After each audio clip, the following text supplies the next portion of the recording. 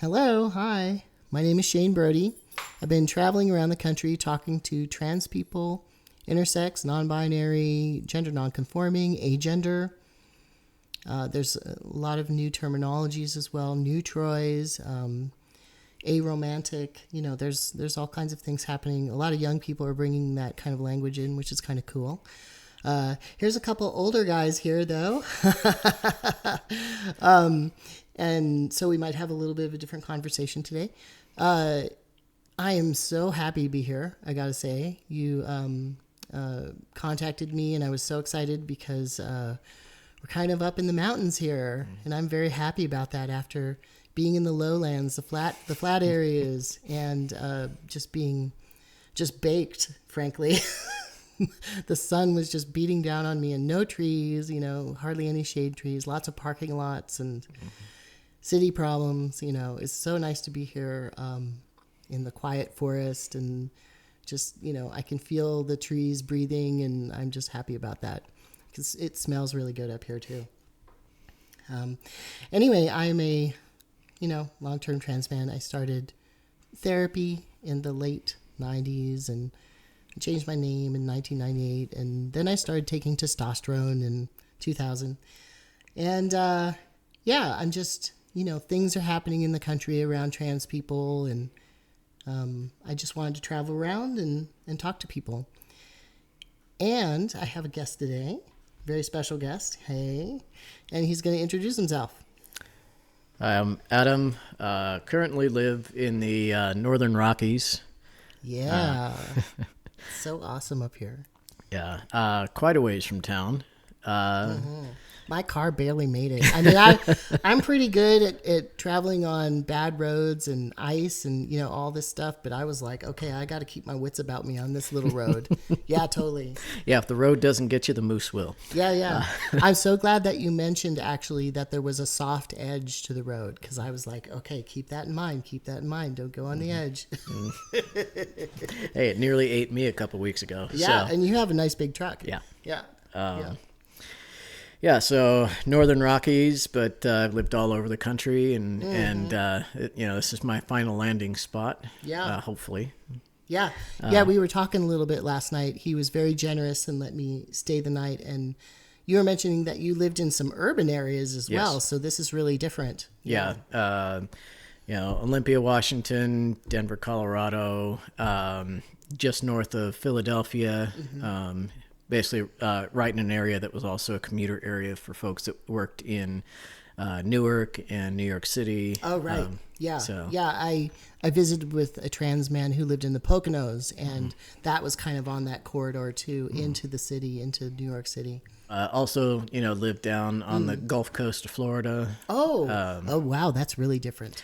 Very. Very different. That's like where all the carnies overwinter. Yes. Yeah, I was actually in Sarasota, and that's actually where the circus would overwinter. Yeah, a good friend of mine actually, her family owns a lot of those circuses. She knows all that culture, so she clued me in about that. Yeah. And within a few months of moving there, my experience was, hey, guess what? Here's a hurricane just for fun. Oh, yeah. And nobody saw it coming because, well, that was, coincided with, a particular disaster in New York and D.C. that happened a few days before. Oh, okay. So you're talking about 9/11. Yeah. I happened to be in New York, upstate New York at that time, at a famous college, actually, that I dropped out of. But there was like suicide watches because a lot of the kids, the people who were in school there, their parents were working in New York, so it was like really intense at that time. Yeah. I bet that there were a lot of snowbirds coming down to Florida as well that were probably from New York. I mean, it was a little bit before snowbird season. That was usually mid-October and later. But so mostly it was locals or semi-locals. Yeah. The culture of Florida is different too, with those different cycles of people coming down. Yeah. Can you talk about that a little bit if you have experience with that? Yeah, I mean, I've lived in several areas where there's been, this snowbird cycle.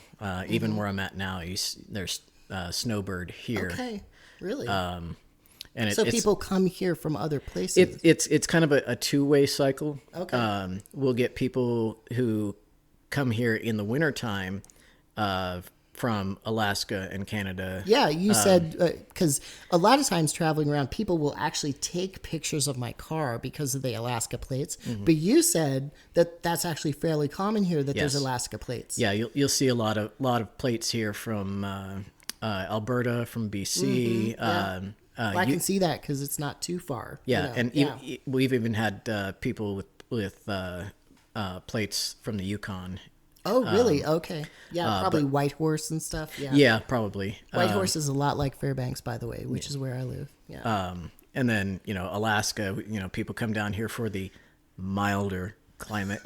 Yeah, milder. Milder as in we're 5 degrees warmer and we get 5 inches less snow. Yeah, but you were also saying, I was actually surprised at this, that you have quite a bit of permafrost here. Yeah. Which is frozen ground, and that is, of course, what we also have in some parts of Alaska, where the average temperature is like, I think it was 7 degrees or something like that. And so north of that, you would get permafrost. But below that, sometimes you get discontinuous permafrost, which is what we have in Fairbanks. Yeah, ours is more discontinuous, and the further up in the mountains you go, the worse it gets. That's right. So that's right. So we have it in terms of latitude, and you have it in terms of altitude. Yeah, right. So. Yeah. But a lot of similar soils, because ours is all Yeah. glacial till, and I know Right. a lot of Alaska is glacial till and glacial outwash. Yeah, and you have clays that kind of had settled in various spots. Yeah. Yeah, and then we were looking at your garden, it's like Fort Knox out there. Really, I mean, seriously, there's quite. I was actually very impressed with your fencing. Did you have some friends help you with that, or is that all you? I built most of it myself. I did have a couple of friends help me with stretching the fence because it was 6-foot fence, and I'm only 5'6", so the fence roll outweighed me by about 300 pounds. So having a couple of friends to hold it in place while you're tying it up to the posts. Well, it's pretty tight, so you all did a really good job. Yeah, I've definitely seen some bad fencing. Real saggy. Yeah. Did most of it myself. What are you growing out there, by the way? Because this is serious mountains up here. Yes. There's winter squash, obviously for storage long term. In fact, there's still a what winter kinds? Like kombucha? Not kombucha, but there's like a really sweet Japanese kind that. Yeah, Japanese kinds will not grow here. Oh, that's sad. Yeah, because they're so good. Most of the Japanese stuff won't grow here Okay. because it's actually more of a warm weather. Oh, is it? Yeah. Okay. That makes sense because the equatorial water's coming up to Right. Japan. Yeah. So there's things like butternut squash, buttercup squash. Honey, those are the little ones. yeah, the little ones. I've got acorn squash, honey nut squash. And then I've got 3 different varieties of, technically four different varieties of summer squash as well, which I will dehydrate and or freeze for winter use. But the typical zucchini, and I've got 2 different varieties of zucchini. One for fresh. I'm surprised you get enough sun for some of that. Oh, No? I get zucchini 3, 4, 5 feet long. Really? Yeah. Wow. Do you just not pick them and they just go wild, or? Because some people do that. Yeah, I actually purposely let 2 or 3 of the Ford Hook variety get big because even when they're big, the skin is fairly thin on them. Okay, so not woody and gross. Right. Yeah. And I make zucchini sweet pickles. Oh, nice. I have a friend, Ruth. Hi, Ruth, who makes those. And I was skeptical at first, and then I tried them, and they were so good. I was like, oh, I want another and another and another. Yeah, totally. Yeah, and I'm down to my last jar, so I definitely have to let some grow this year so I can no. so I can pickle them up. That's the famine of spring, right? When you use up all your stores that you'd put up for winter, and then everything's getting thin, and it's like, oh, stuff hasn't quite grown yet. Yeah, when the pantry has more cobwebs than Right. jars of food. Right. And then you got to make a lot of biscuits or something. Lots and lots of biscuits. or beans or something. Yeah. Let's see what else. I've got 2 different varieties of sweet peas, radishes, beets. Yeah. You said you even had tomatoes up here. Yes, I've got 7 varieties of tomatoes this year, down from 18 that I had last year. Do you have any, so-called Arctic varieties? Because I know the University of Alaska Extension Service really did a lot of work on that, on making kinds of... The closest one I have was developed in Oregon. It's called Oregon Spring. It's Okay. a 55-day Yeah. kind of globe tomato. They don't get really huge, but large enough, a couple slices you can put on a sandwich. Nice. Sure. But I also grow black Krim because it was developed for the Crimea, which is a colder region. Yes. When I look for seeds, I always look for like Eastern European, Poland, Russia, Siberia, places that are colder. Yeah, totally. Yeah, and that's what I look for as well. Yeah. But the exception is my paste tomatoes, which I grow San Marzano and Romas. But Fancy Italian varieties. but I actually start those indoors in January, so they're ready to fruit 2 weeks after I put them in the garden. Right. Do you have like a little greenhouse or something? There is a greenhouse in the works. Okay. I did all the Do you foundation. have kind of a makeshift one, like with plastic and stuff? Or? Yeah, I do. The hoop frame that's outside that currently has a shade cloth on it, I can cover with greenhouse plastic and turn it into a hothouse. Yeah, I was wondering about that shade cloth. What's up with that? Basically, 'Cause it's a nice. Since I've been up here, it's been nice and cool and rainy. yeah, but since we're going into an El Nino year, that tends to give us a lot more intense heat, a lot more intense sun. Okay. So I use the shade cloth to keep things like my squash from getting sunburned. Okay. So. Wow. Because my first year gardening up here, my squash literally basically broiled on the. So it sounds just really highly variable. It is Yeah. So wait 5 minutes and then the weather completely changes. pretty much. Okay. Okay. Yeah, I've been to some places like that. It's like, oh, it's a nice sunny day, and then suddenly it's like the skies are dark and it's hailing.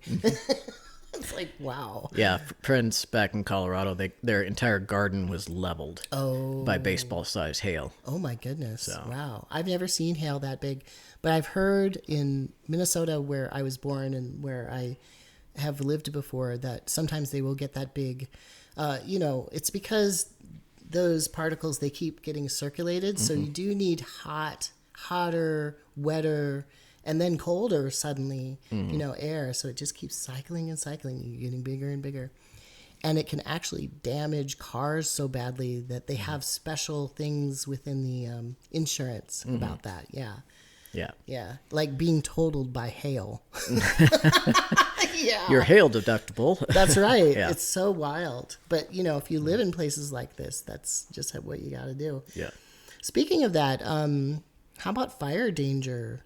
Fire danger it's present, but this isn't like Northern California or Southern Oregon where it's an everyday thing. Sure. Although the largest... Because you actually have you don't have ephemeral streams here. You have actual nice surface water here. Yeah. Lots of nice streams. And there's springs popping up everywhere. Okay, yeah. But like I said, the fire danger is not like here every minute, every day, like it would be in Southern Oregon or Northern California. Yeah, like the Rogue Valley is so dry. Oh my goodness, that's bad. Oof. It's still a big thing here. The largest fire in United States history, known as the Big Burn, that happened in 1911. Okay. Which actually led to the formation of the Forest Service. Yeah. Happened here. Oh, really? This is ground zero. Do you still see kind of the burnt out places? Yeah, actually, as you're coming up my road, if you look at the tallest mountain, kind of to the northeast, as you're coming up the road, you'll actually still see a scar from that burn. Yeah. But it was, because it takes a really long time for the land to come back from that. yeah. And it's, I mean, it's been 12 years since that. Yeah. And there's still scars. Yeah. And if sometimes the soil is sterilized as well. Yeah. Yeah. And that was part of it. The fire was so hot, Yeah. so intense that nothing grew for years. Yeah. Right. And, other towns like, there's a town to the south of here, Wallace, Idaho. It was nearly wiped off the map because the fire just ripped right over the top of it. Oh my goodness. So no more town. Right. Too bad. Yeah. Wow. Yeah. I mean, some of these fires can just move so quickly too. Yeah. Yeah. And, towns like Troy, Montana, Libby, Montana, parts of those towns were wiped out during the burn. Yeah. So. Wow, that was an extensive fire. Yeah, basically it was basically the whole region. Essentially, it was from just west of Great Falls, Montana, all the way through to Spokane. My goodness. And from roughly about 30 miles south of I-90 all the way to the Canadian border. Goodness gracious. Wow. So. Wow, the whole region. Basically, wow. Yeah. Goodness.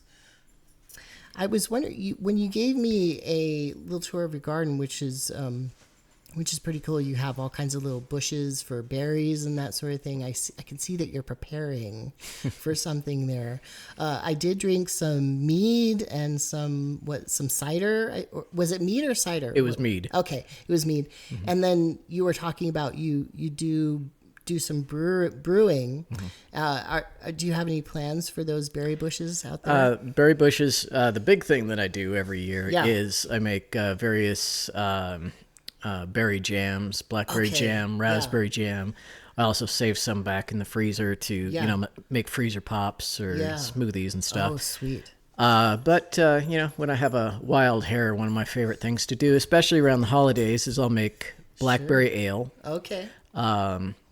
That must take a ton of blackberries. It takes about if it's a 2-gallon brew, it takes about 2.5 pounds of blackberries. Okay. Along with the sugar syrup. Is that like a bucket's worth or? About 2.5 quarts actually. Okay. So if you had like a large stainless steel, kitchen bowl, basically that thing full. Okay. Would be roughly. Okay. That must be fun. Like it's almost like you have a tradition going of making stuff, and you're becoming very much a part of the cycle of life up here, which is cool. How long have you been living up here? I've been in this location for just over 5 years. Okay, so fairly new. To this specific location, but I've lived all over the West. Yeah. Grew up in Colorado. Yeah. And grew up a farm kid, so. What did your family grow? Mostly stone fruits, peaches, plums, apricots, cherries. I was talking a little bit about how some friends of mine in a squat, homebrewed some pit fruits that they got near Ellensburg when there were a lot more orchards over there, 20 plus years ago, actually more like 30 years ago. So now I understand why you have a little bit of expertise there, because you were talking about the bloom on different kinds of fruits and how that can be helpful with brewing. Yes. The natural bloom that's on things like certain varieties of plums. Yeah. Apples that have not been treated, like you see in the grocery store that are all polished and shiny. Yeah, those gross apples. Yeah. They make my mouth itch. But one that you pick directly off the tree will have natural champagne yeast and also pectin. Okay, yeah. So you can make a whole bunch of things from that. Mm-hmm. One of my favorite things when I was a kid, and I don't think stores carry it anymore, but was apple butter. It's kind of like more of an old-fashioned thing, but they used to have it in grocery stores. I don't think they have it so much anymore. You can find it in some of the more exclusive grocery stores. Okay, you're like not boutique. Gonna. Yeah, you're not going to find it necessarily in your local Kroger or Safeway. Well, you used to be able to. Yeah. But now you're going to find it in, your Whole Foods or your Sprouts Market, or if you have, like a more local chain Yeah. that is a little more, like especially if they have like a boutique deli area, Sure. where you can get like the imported like lingonberry jams Sure. and stuff Sure. like that. Yeah. Actually, up in Alaska, you could get lingonberry jam that was local because it's actually natural there. Yeah. Lingonberries grow there.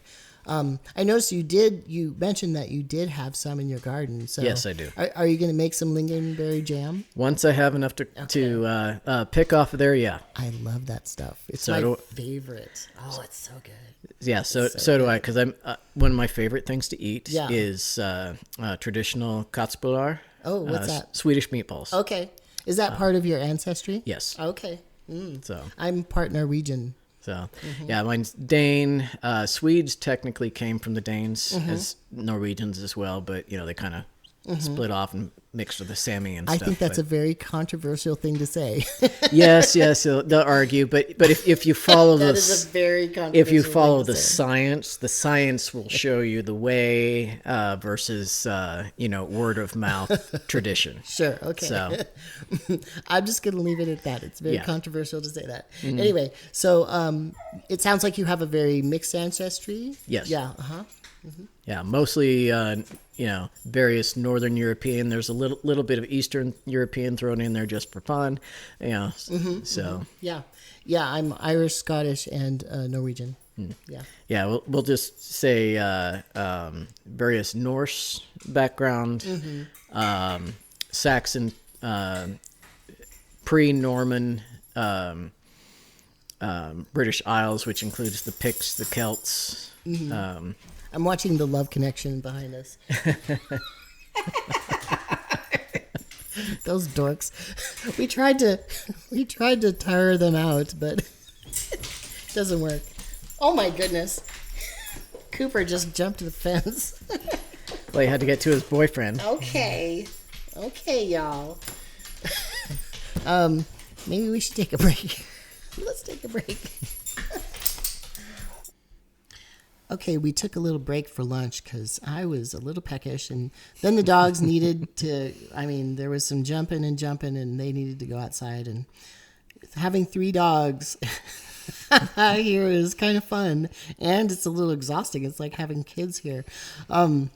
Anyway, yeah, I ate some leftovers, and it was venison burger and some sweet potato fries and the zucchini pickle that you had bragged about earlier. And I gotta say, Ruth, my friend who makes the ones in California, this guy is definitely in competition with you because they are fucking delicious.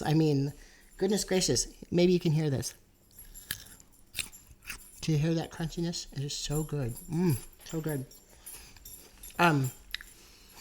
Now I'm like gonna be lip smacking here. So,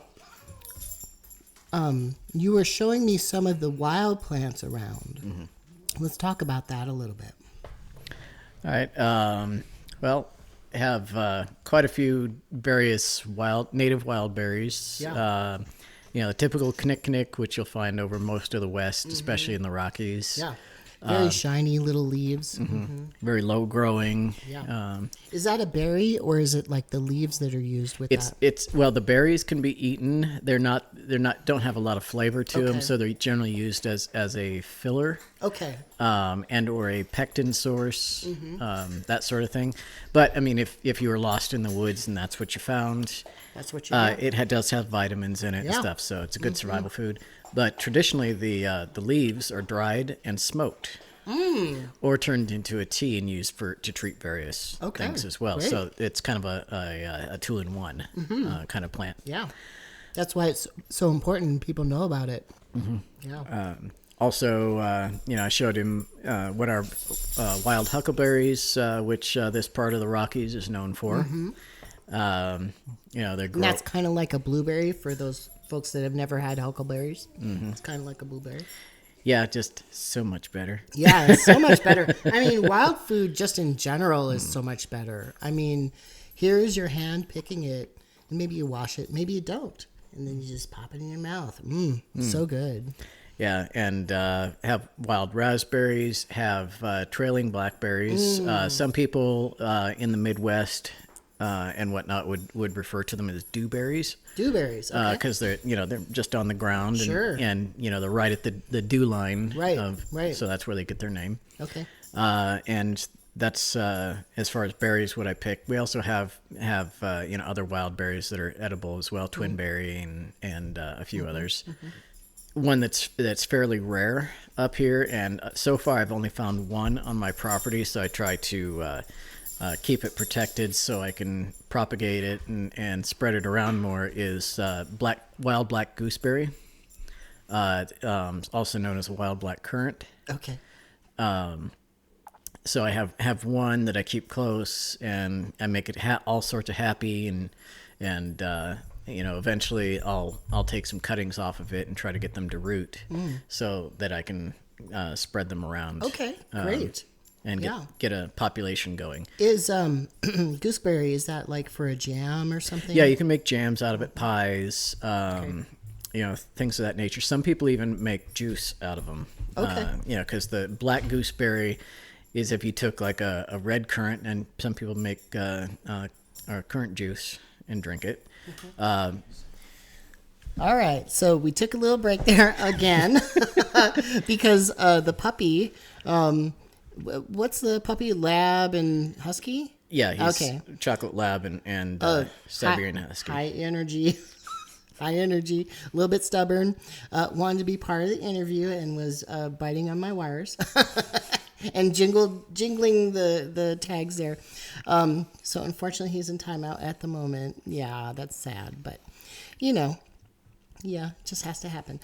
So we were talking about gooseberries, which you're trying to propagate, which are wild, but you're taking cuttings and kind of putting them around your land, which is cool. Yeah, and I'll do that with other natives that I find that are relatively rare. Yeah. Because with logging, it tends to cause problems. It Right. wipes out this, that, and the other. And like when they do burn slash piles, it tends to sterilize certain areas. So. And I saw some of those down the road. Yeah. Because there's some, you were saying that some of your neighbors are logging to pay their mortgage, but then there's kind of the brush that's left over, and that's what's burned? Yeah, that's Okay. slash piles. Which is pretty typical. I mean, it's the branches that are cleared off of the Sure, logs that they send to the mill. So we have to do something with it, and it's cheaper to burn it than it is to put it through a mulcher. So it's kind of like a drastic, sudden, like microclimate change, though. And so some of these rare plants, they just kind of disappear because of that, right? Oh. Yeah, they disappear until either the seed bed is exposed again, either through erosion or, say if you go out and you build a trail and suddenly you take off that layer of sterile soil and expose the seed bed again. Yeah. Kind of like how tilling, which is kind of the bad parts of tilling, brings up a lot of weed seeds. Kind of similar. Yeah. Yeah, kind of mixing it up. It's just you end up with a layer of sterile soil over the top, and it buries those wild seeds too deep. Right. So they can't germinate. Yeah. Yeah, kind of the opposite effect of like fireweed. Okay, yeah. Fireweed, it needs fire Yeah, to pop up. that's right. But That's right. Around my cabin outside of Fairbanks, so much fireweed. It was over my head, 6 feet tall, and my dog loved jumping through it. Oh my goodness, because he could just dive into it and just get lost. It was pretty cool. People make all kinds of stuff too from fireweed, as well as the spruce tips, which is happening right now. And also there's a lot of morel mushrooms that are coming up in interior Alaska. What kind of things are you finding around here? Do you find a lot of mushrooms and that sort of thing? I'd have oyster mushrooms. Okay. Your typical turkey tail, puffballs, morel mushrooms. Do you collect all those? Yes. Okay. Chanterelles. Chanterelles. Ooh, fancy. We also have lion's mane. Did you take a class in this, or you just learn from neighbors, or? It's knowledge that I learned as a kid. Okay. Because the folks who raised me both grew up in during the Depression. So, if you couldn't afford to get it at the grocery store, you had to find it elsewhere, whether it was on the edges of a field, out in the woods. Right. And then urban people often would find the urban weeds like purslane and dandelion and that sort of thing and use those. Yeah. Right. Yeah. On the farm, though, or out in the mountains, it was probably a little bit easier, though. You could find probably more stuff. Yeah, there's a little more variety. Yeah, totally. Totally. But, and other things like wild plum and in some areas, wild cherry. Are these things that have kind of gone wild, in some cases, yes. So they were cultivated and then escaped. Fallow or escaped. Okay. Yeah. Either because, random animal pooped out the seed, a mile down the road. Or, just random sucker that came up 100 yards from the original plant, and it just kept going and going and going. Sure. So down by the creek, about a mile down from where you turn off onto my road, where the you get to the bottom land of the creek, almost all the trees on every side of the creek are plum trees, and they were originally cultivated. Okay. Was that like a homestead or? Yes. Okay. Yeah. Because there's a few sections you can see kind of the old, really gnarly, oldest ones there. They're like in perfectly straight rows. I love those gnarly old trees. Yeah, you can always tell where the homestead orchard was because they're perfectly straight rows. Right. So that's not natural. Yeah. No. That's what Germany did to their forests. They made everything very clean and neat and tidy, but then it screwed up their forests. Yes. Screwed up the ecosystem. I was wondering, you brought out some things from your pantry, which your pantry is a little bit low at the moment. Yes. Luckily, you have stores that you can go to, though, but, our ancestors or whatever didn't. I was wondering if you could show some of those, because it's pretty cool, the variety of things that you're making here. All right. Well, these are garlicky beans. Fresh from the garden. You said they would put hair on my chest. Yeah, which I want, by the way. Well, they're pretty strong if you forget to drain them and rinse them off before you eat them. I wouldn't. I would just eat them. Because they're semi pickled green bean. So and they kept their color pretty good too, which is difficult. It is difficult. Yeah. So. This is summer squash that was dehydrated. Okay. I use it in the wintertime for... Is this the yellow or the green? There's actually both in here. There's some green one here on the bottom. That. It turns black. Kind of, yeah. But once it rehydrates, it gets that deep evergreen color. Oh, sweet. I didn't know that. But yeah, I'll make things like minestrone soup in the wintertime. Okay. Just toss some of those in, and there you go. And these are peaches that I actually get from a local orchard, just about 20 miles away or so. Because peaches don't grow real good up here because it gets a little too cold for the trees. Right, in a mountainous area, there's lots of microclimates. Right. Yeah. But this is actually like down in the valley, so they're actually in the wintertime as much as 15 degrees warmer than we are. Yes, right. Sometimes a little more. You know what's strange about Fairbanks is up in the hills it's actually warmer than it is in the deeper parts. Yeah. We have thermodynamics. We have an inversion there. Yes. But the valley here is too narrow to cause the temperature inversion. Sure. So it becomes a heat sink. Yeah. So yeah. Well, it's a bonus for you. You get peaches. Yeah.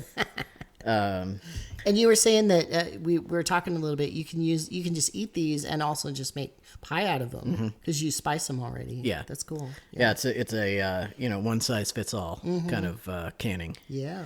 So and then my favorite.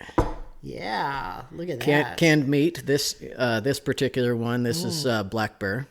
So you must have a pressure cooker then. Yes, I do. Yes, because you can't do that in just a stovetop kind of situation where you're boiling water and whatever, it requires pressure actually to get that. If you do by safe canning practices, yes. if you do the old, by the USDA and all that. There are some rebel canners out there who are just like, well, if you let it go, for at least twice as long as. Well, they're welcome to do that. Yeah. But also Alaska, there's a lot of botulism. Yes. Because people will not use safe practices, which are well researched, by the way. Yes, they are. Those recipes are well researched. So just do it, because botulism is awful. It can kill you. Yeah, it's cheaper to buy a used Presto pressure canner at the thrift store than it is to pay for the hospital bill for your botulism. Yeah, or find somebody who's moving and get their stuff. Go to the estate sale, go to the garage sale. They're not that difficult to use. And in fact, extension services often have preserving classes, master preservers classes. Yep. Yeah. Yeah, because they don't all grow up like me, who learned how to do this from the time they could walk. Right. So.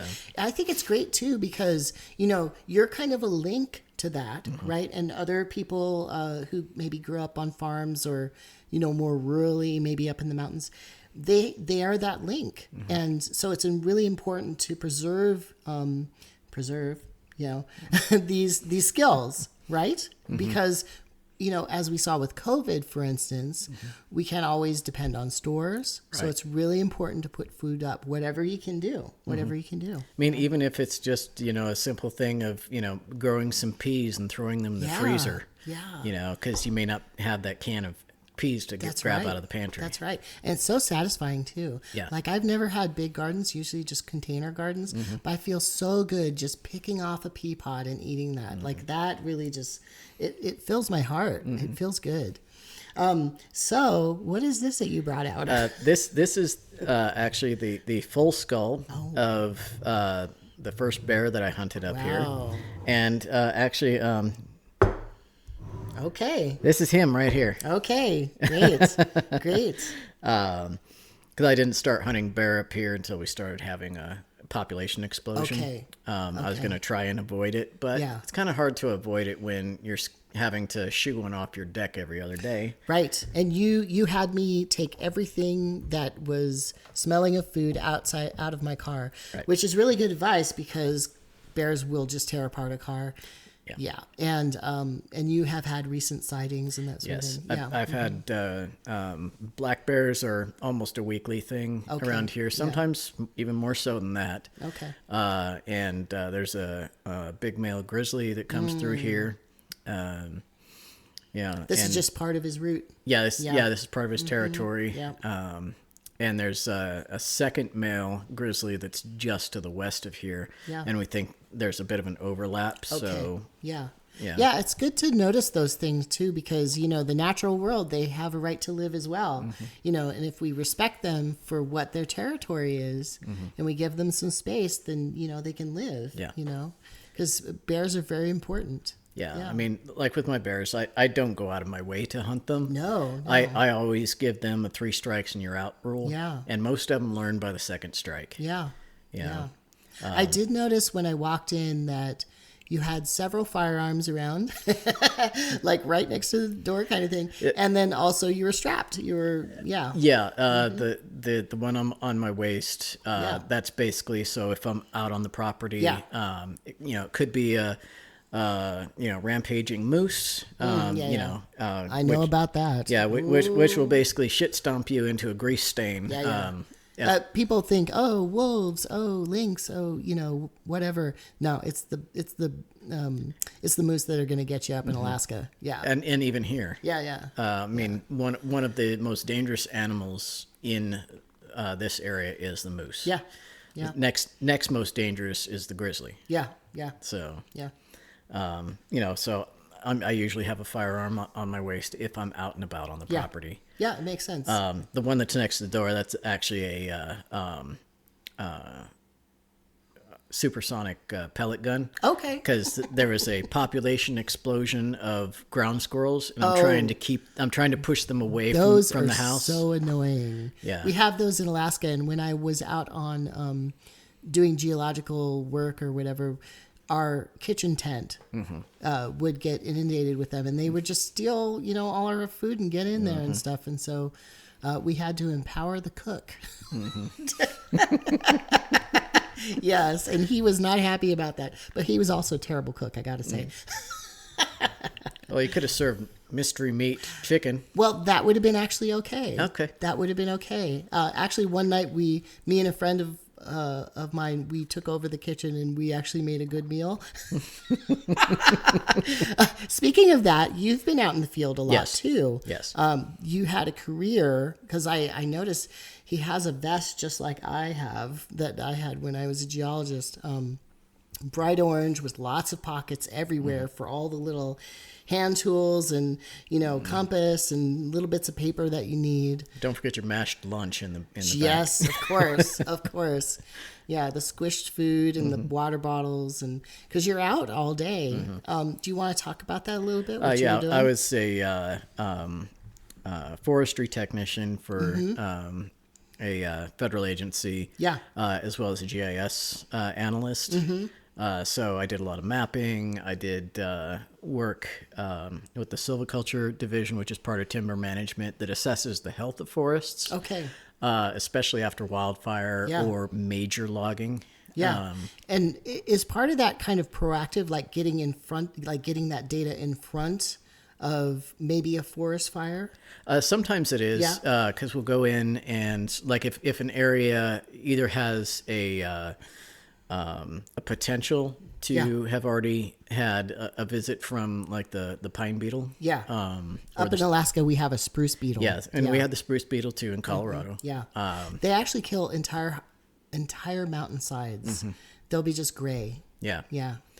Where with the pine beetle, your green trees are suddenly orange and red. Oh, okay. So you'll see red streaks, across the mountainside, wherever the pine are. But so sometimes we'd go in, say a mile, 2 miles away from, a big stand that had been lost to the beetles, and we'd assess, we'd look for pitch tubes, we'd look for, other signs of stress, and either recommend that it be cut as a precaution. Yes. Basically. Kind of as a break. Yeah. Kind of like putting up a dam to stop the flood. Yeah.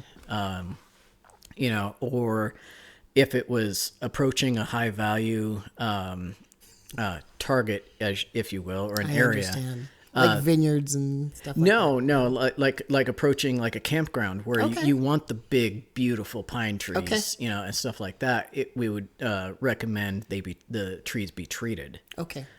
So kind of a view shed kind of. Essentially, yeah. To preserve the campground, to preserve, the trees along the road. Yes. Is tourism important up here? Like in various ways? I'm guessing there's hunting, which is a kind of tourism. And it varies, and it does change a little bit. Before I moved up here, but I'd come through here, 20 plus years ago or so. Yeah. The big thing up here was backcountry camping and hunting. That was pretty much it. Right. And then a little bit of skiing. They're skiing. Oh, yeah. Great. And also, people who came up here for salmon fishing. I'm imagining that's big money. It is. Salmon fishing and the skiing. Yeah. Yeah. The local ski resort, it's like tripled in size, and it's wall to wall people from open to close. What season is that? Like what months? That's usually, it depends on when we start getting our first snow, but it's usually about Thanksgiving, give or take a couple of weeks, through as late as June. But it's usually first part of May. Yeah. I did notice when I was traveling through Oregon, the Wallowa Mountains still had snow on them, which I was surprised about. I was surprised at that. Yeah. Yeah. Well, the mountain here is about in a few places is a couple thousand feet higher than my house. Okay, yeah. So And last night it got down to 36. yes, it got. That was surprising. Yeah, it surprised you too. Yeah, I was like, whoa. Yeah, he went and checked out his garden this morning, make sure everything's still there.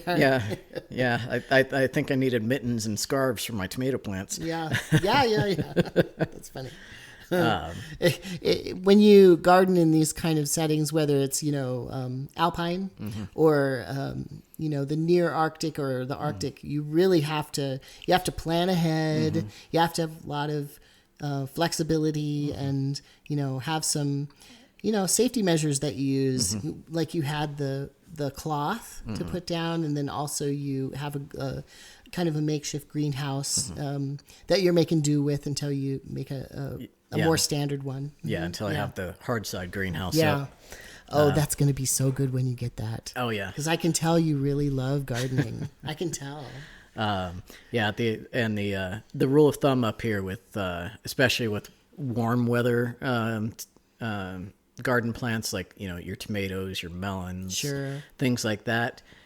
2 is 1, 1 is none. Right. So that's the prepping motto too. it basically, yeah. So if you want to plant 1 cantaloupe, you need to grow 2. Sure. Because 9 times out of 10, that second one is going to be what you're getting your crop off of, because the first one either died because it was too cold. Yeah. Or a deer ate it. A deer jumped the fence and ate it. The squirrel, decided to dig it up. Yeah, right. Whatever. Those squirrels, I hate them. So. I sometimes talk to them, but then I'm worried they're going to fly at my face or something. Because they get a little vicious sometimes. They can, and we've got the tiny little red squirrels instead of like the gray squirrels. Sure. And they're like this big. They've got small dog syndrome. Oh yeah. So they're like, we're this big, but we're right, like chihuahuas. Do they live in the ground, by the way? No, they're actually tree dwellers. Okay. Yeah. But we also have ground squirrel. Various ground squirrel species. The biggest one is, they call them rock chucks up here, but they're a species of marmot. Sure. Those are kind of hefty. Yeah, they're about the size of a small cat. Yeah. On their larger end. Do you have beavers up here, by the way? There's a lot of streams up here. They are native up here. Yeah. But they were trapped pretty heavily. Too much, yeah. But I mean, you can take a 5-minute walk down the hill from me, and you'll find this area we call the beaver ponds, and you will see massive trees that are completely ringed. And you can see where the beavers were chewing into them. Oh, yeah. So, I've seen old beaver lodges that were like abandoned and that sort of thing. They're pretty massive. They are. They do a lot of building. Yeah. And, the beaver lodges and stuff don't really exist because, I mean, the folks around here, they didn't want the beavers around because they backed up the water and flooded fields and whatnot. So they dynamited them, God. years ago. But you can still see. That's terrible. I just got to say, that's terrible. I don't care if you think that you're, whatever, He-Man living out here or whatever. That's gross that you would do that. Yeah. I fucking hate that. Yeah. It's so wasteful, and it's just cruel, you know? It's like if you buy land next to a stream and you're in beaver country, expect it to be flooded. Right. Every once in a while, it's not like it's all the time, Yeah. It's going to actually improve your land. Yeah. It'll draw in more wildlife, more plants, more birds. Exactly. I just hate that shit. Yeah, so do I. Shit. Or like, I got to say, I don't like trophy hunters either. But, I mean, I know that's also big business and people do that. But that's my personal thing. I love it when people hunt for their food, for their communities, for safety, all that stuff. But trophies, I'm like, I don't really like that. Yeah. I know it's good for tourism, though. Yeah, I mean, my motto with folks is you can't eat hat racks. So, look at the rump roast first. Who cares how many points are on the front end? So. Also, if you're taking out all those big bucks, what's the population going to look like after a while? Funny thing about that is, everybody's like, oh, take out the younger bucks, whatnot to improve the species. Actually, you're causing more damage by taking out the younger bucks than you are by taking out some of the older bucks. I mean, it does because there's a competition. Yeah, it needs to be split up because I mean, if you've got this massive buck, he's on the downhill swing. So Sure. he needs. But if he can still handle himself, yeah, yeah. But it's a thing of you're taking out the senior citizen as opposed to the randy young teenager. That's true. That's true. So whether you take him out this season or he dies over the winter, he's probably only got a year left. Okay. So Yeah. There's just something about trophy hunting that just bothers me. Yeah. Maybe it's because I live in Africa or something, and there's a lot of that sort of thing that goes on there, and it's a lot of sort of white people invading the place, yes, and throwing their money around, and I just don't like it. I'm sorry, y'all, if it's my limit, really. I mean, I grew up in Hunting Place, and people used all that stuff, and they've been using it for millennia. And I try to use as much as I can. I mean, why would you waste stuff? You know, I feel like it's a sin or something. So he paused for a second so he can bring something out. Well, like I said, I try to use as much as I can. From the hide to the antler and stuff, and not just for hanging antlers on the wall. You can't see it above my head. There's one here I use as a hat rack. Yeah, and you're a craftsman too. Yes. Yeah, you make stuff. But this is one of the things that I do. That's a knife. Basically, yeah. But I mean, it's a big knife that a friend gave me years ago. That's a Roman sword. What are you talking about? And this is. There's my arm, by the way. And so I put an elk antler handle on it. Yeah, it's cool. That was actually more appropriately sized for the knife. Yeah. So that's something you have to think about when you're making a knife is the balance. Yeah. Yeah. Mm-hmm. Yeah, because the handle that was on there, it might as well have just been a wrapped, piece of toilet paper wrapped on there with some masking tape. It was so light. Okay. So it was very tip heavy. Yeah, some people do that too. They will just wrap the metal or whatever with some leather or some sort of something, and then, that's one way of making handle, like a very crude handle. Very crude. But this is much nicer. And you said you were going to do something with the pommel too. Yeah, on the pommel here, I was going to carve and burn in so kind of like scrimshaw almost. Essentially, yeah. A wolf's head. Oh, nice. Yeah. So. I did notice, and I completely misidentified it, but you have like a wolf tattoo there on the side there. Yeah, I got a wolf paw tattooed right here. Yeah. That is a interpretation of a paw print from the wolf hybrid pup I had when I was a kid. Okay, yeah. So, so. And that was in Colorado. Yeah, it was Colorado. Yeah. Yeah. And I miss her. She was a great dog. Yeah. So, probably the most protective dog I've ever seen in my life. Of course. But also the biggest overgrown puppy you'll ever meet. Okay. So. Was there a bit of talkativeness as well? Actually, she would howl at night. Maybe I'm thinking about huskies more. Yeah, she really didn't talk back. She would bark. She had her warning bark. Okay. But she wasn't like overly barky like some dogs. Like dramatic, like the Malamutes and the huskies. Yeah. No, she didn't sing the song of her people 24 hours a day like most huskies do. Yes. My dog has a little bit of husky in him, and he noticed that not by anything except for every once in a while he does do a cry that's kind of like a husky, which I thought was sweet. Mm-hmm. Yeah, you would recognize. Yeah, that. Thankfully my two husky mixes, they don't sing the song of their people. Yeah. But yeah, so this was for my wolf hybrid that I had growing up. So yeah, and you make some other things. Let's take some of that. We're gonna do show and tell here. I love this. That was actually my favorite part of grade school was show and tell, like bringing something and like showing everybody. Oh, it's so great.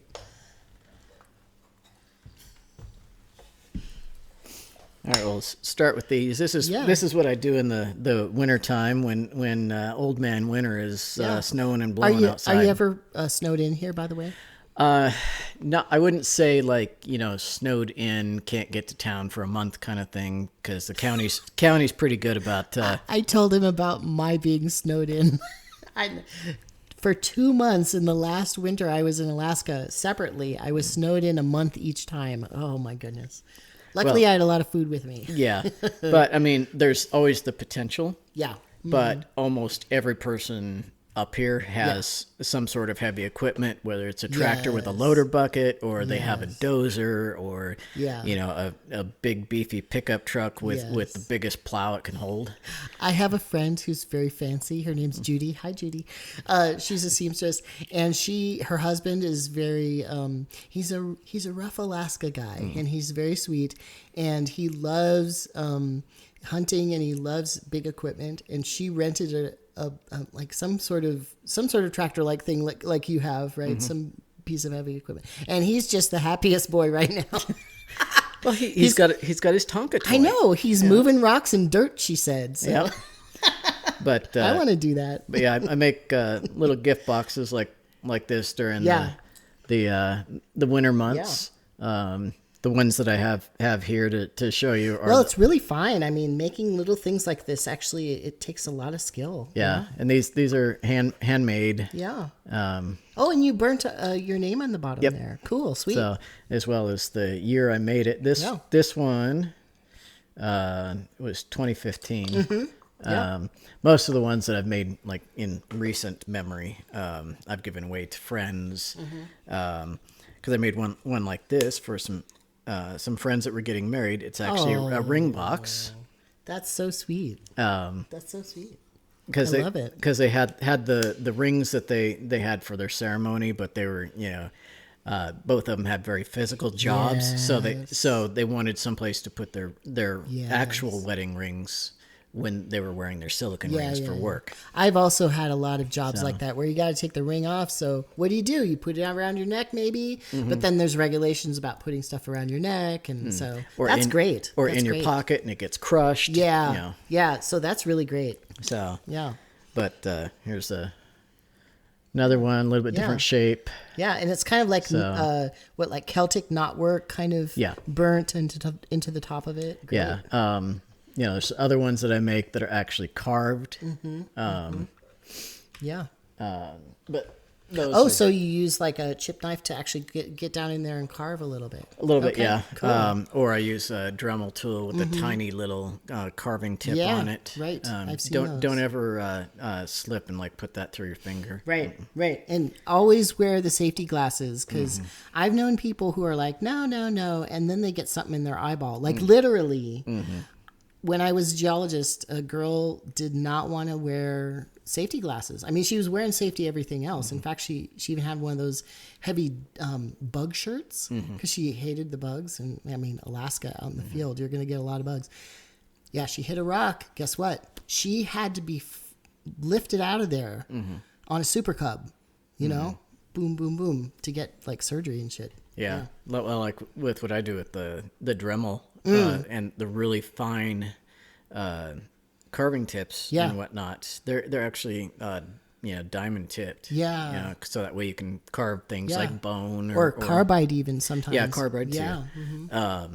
But the super fine ones are also super fragile. So if you torque them a little too much, and that usually it's torquing when you're pushing away from yourself, so when it snaps, it comes straight back in your face. Or even those discs too, like any of those little moving parts, like they just like shatter totally. Yeah. You gotta be real careful. Anything else you want to show? I noticed there's a book over there. Oh yeah. This book is basically my life. This is the ins and outs of a lot of the stuff that I used to do. Yeah. And this book, I actually had more than one copy. One lived in my office next to my computer. Yeah. One lived next, quite literally next to my bed. I'd read it on, to go to sleep. You know what I love about that is that you're doing all this groundwork, right? Where you're climbing mountains and, getting in the trees and the dirt and stuff. And then you use like the most high tech things that are going on right now that are so data intensive and blah, blah, blah, to organize that information and actually use it. I just love that. I love that. And doing stuff like this has really helped here.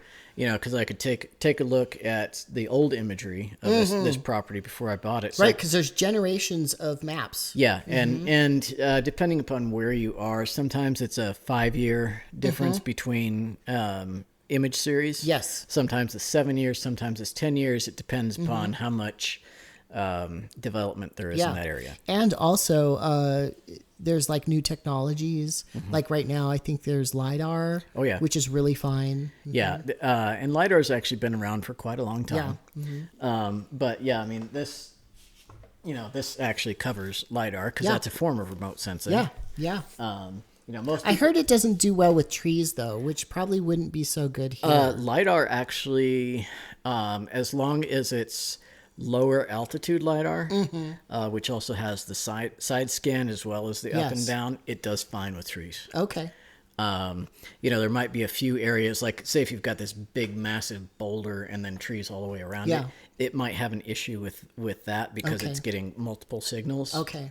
But Because it's like several different, they're not really images. It's a different kind of thing, but it's like 3 different sources of information from different angles. So they're putting them together. more like 3,000. Oh, 3,000. Yeah, Okay. so some varies up and down from that, but Okay. it's there usually there's a dome on the bottom of the plane, or it's usually done with a plane Yeah. that flies in a grid pattern. But there's usually a dome on the bottom that kind of looks like a fisheye camera. Yeah. but yeah. it actually Like our old spy planes. basically but it shoots out thousands of laser beams. Invisible to the naked eye. Yeah. But it picks up, it as soon as it hits something, it returns. Yeah. Right. At And- the speed of light. Essentially, yeah. Yeah. So if you hear a plane just passing back and forth and back and forth and back and forth, They're doing some mapping. one night, because they almost always do it at night, unless it's a fire situation. Sure. And then that's probably because they're updating the LiDAR maps. Yeah. Great. So- I know that they use it a lot for potential flood zones as well as tsunami zones. Yeah. On the coast. And Yeah, there's another version of LiDAR that they can actually do either from a ship or low flying aircraft that can actually it's a type of bathymetry. okay, great. So they So can, nautical charts. yeah, so they can get, but I mean, the old nautical charts, the lines were, inches apart as opposed to, real fine lines. Yeah. So this is a lot more detailed. Yeah, this you can actually get like the shaded contour maps of the sea floor as opposed to just Oh, I bet there's some good funding behind that. oh yeah. Oh yeah. I bet there's some really good funding behind that. Yeah. Yeah. Yeah. Both public and private. Yeah. Yeah. So but yeah, there's lots of things going on. I mean, how long were you in that career, by the way? the GIS part 10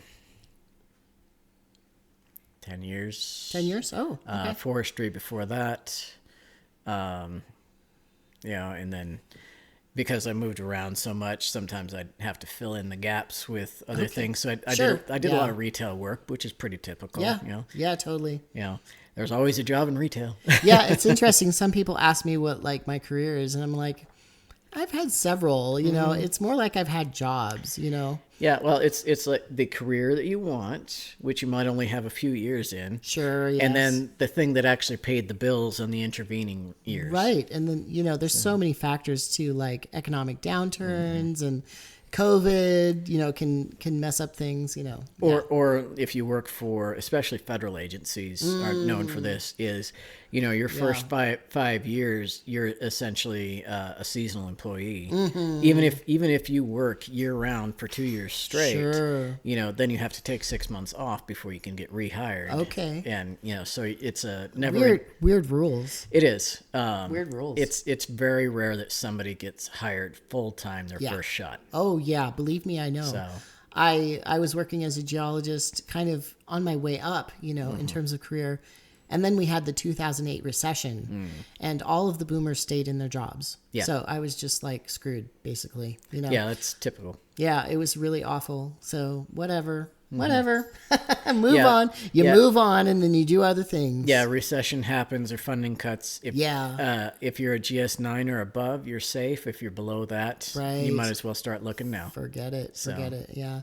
It's interesting because of COVID now, there's a lot of public jobs available. They're almost begging people. Like I see ads all over the place. It's so different how that kind of flipped over in the last like 15 years or so. Yeah, and I think some of that, it wasn't necessarily COVID. I mean, yeah, they had a lot of people retire. Yeah. You know, and we did lose a few people because of A lot of older people were like, yeah, see ya. Yeah. I'm done. Yeah, because they got used to, sitting at home growing tomatoes. or they just didn't want to be out in the public anymore because, for older people, it was more dangerous. Yeah. Yeah. So a lot of those opened up. But, there's also the thing of funding also Yes. got increased. Because, I mean, the big thing back in 2016 was, suddenly the Park Service budget was slashed. Forest Service budget was slashed. Yes. And other related things like Department of Interior, they were all slashed. It's so weird. Because all those agencies do a lot of really great work. Yeah. Yeah. It's just like they were considered wasteful spending.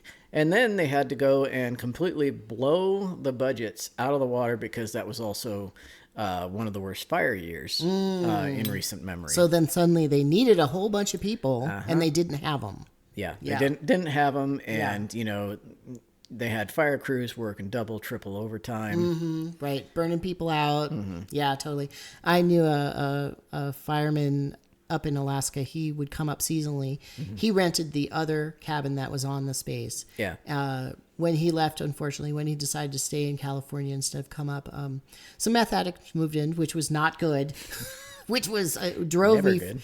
I know it's never good, and it drove me from my cabin. But yeah, he told me a lot about his work, and they actually had to. He told me he had this special cloth that he would put over himself. Yeah, the fire shelter. Yeah, because these young people, oftentimes young people, there's some older people, but mostly it's very young, very fit people. Walk right into those fires, and they're clearing brush and they're doing whatever fire suppression. And so it's really a danger. Yeah, they it is. have to cover themselves so the fire will go over them, basically. Yeah, I mean whether you're a red card holder or not, that's basically a certified. What does that mean? That's basically a certified firefighter within the wildland fire community. Okay. Whether it's county level, state level, Sure. or federal, they just call it a red card. Sure. There's also volunteers too. Yeah, but they're usually red carded. That basically means that you're certified for wildland fire. Okay. Yeah. Both through a fitness test. Yeah. As well as knowledge. Oh, they were so fit. Oh, yeah. Oh, these folks were so fit. He was so fit. He was like, they paid him to work out. Yeah. Because it's part of the job. Yeah. Because you're out there all day, exhausted, Yeah. hardly breathing any good air, Yeah, it's intense. Yeah. Intense work. But yeah, anybody, whether you were a frontline wildland firefighter or auxiliary, you had to be red card certified. And part of red card certification is you had to be able to successfully deploy a fire shelter. Oh no, that's one of those cloths that I was talking Yeah, about. it's kind of looks like the space blanket. Yeah, that's what things, it, because basically. silver. Yeah. But it's a little bit more structured. But Yes. essentially, it's a reverse mummy bag. So instead of the opening being on the top, it's underneath because you need to. Yes. Yeah, it's like a little cocoon away from the fire. Yeah. So basically, you look like a bunch of silver caterpillars laying out in the field. Yeah. So. Yeah, and they would go through drills of things, and it's pretty intensive.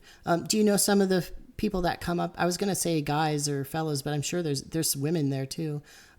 My firefighter friend said that there were women involved as well, who were firefighters. And thank goodness, thank you for coming up to Alaska. Thank you for going up to Canada or areas like this that are heavily forested. We really need you. I even just recently saw some firefighters from South Africa, they made a video because they were coming into, I think it was Canada or something. Yeah. So it's an international effort. It is. I mean, Yeah. a lot of Canadian firefighters and even some California Yeah. firefighters and stuff, they'll go to Australia during our off season, if you want to call it that. Although it's looking like our off season isn't going to exist here soon Okay. enough. So you, even though you haven't been here all that long, I mean, you've had this place for 5 years, but you've been here for longer than that. But it's not like you grew up here or something. No, I grew up in Colorado. But you can see that there's been some changes, or climate weirding, as some people are calling it. Yeah. So what have you seen exactly? The forest structure is changing because And this you're somebody who's trained to look at right, this. Yeah. right. Like the area that I'm in is kind of a pocket climate. We have the structure here is more like a coastal cedar forest, like what you would see in Olympia Yeah, or Bremerton or Western Olympic, Washington. Olympic Peninsula kind of thing. We're going to talk about a particular cedar at some point. Look at his smile. Look at that. And then all around us is more of the dry western Rocky Mountain forest. But yeah, you have your dry pine forest. But what I've noticed is between when I came through here, 20 plus years ago versus when I moved here is the dry forest is encroaching more. Okay. So you have less and less of the cedar. Right. Okay. And I haven't explored enough to determine whether that's because the logging was done wrong. Yeah. And basically they killed off all the potential seed stock for the cedars and the larch. Right. Or if it was because of fire, or if it's an environmental thing. I just haven't had, the time or the access to go everywhere. Well, that would be a good research project out there, graduate students who are looking for something in forestry to look at that sort of thing, Yeah. Problem is, most of it's private land. Okay. So you have to have permission to go, and that's part of the hang up. Yeah. Is I can hypothesize all I want sitting up on the public trail, looking down the mountain at the boundary, Sure. because it's a very stark boundary where you can see the transition. Sure. Oh, yeah. But because it sits on private land, I can't go down there and put my own eyes on it. Okay, yeah. I noticed that too. Like, y'all, you've probably been over like mountain passes and stuff. You go from the wet side to a dry side. You can definitely see where there's a line there. Yeah. Or you go from, the Columbia River Plateau to suddenly you're near Spokane, and there's, you go from grasslands to trees. You can see these shifts. They're actually. It's like walking into a different room. Yeah, it is, and the air feels different. It's a very different climate. Yeah. Yeah, it's like the air here would be very different than, like, say, if I was down in the next hunting unit to the south of here, which is across the river and across the lake. That is a more of a Douglas fir and pine forest, which is drier. Yeah, it's much drier, even though it's still considered fairly wet for that type of forest. Oh, I can feel it here. As I was driving here, I was, sometimes I would open the window because there was actually a bug in. There was a mosquito that's been in my car, like hitchhiking for quite a while, and I keep trying to get it out. He's trying to go visit his cousins up in Alaska. I don't know what the deal is with this mosquito, but I can't quite get it out. And so I've been opening the windows, and I'm like, oh, it feels so nice, like moist and cool up here. Like, this is just perfect. Yeah, and it's nice up here because usually, unless we've got a heat dome over the top of us, in the even in the summertime, that sun goes down, it actually cools off. You don't just have that stifling air. Yeah, you get up in those hills, it's like, ooh, so nice and cool at night. I love it.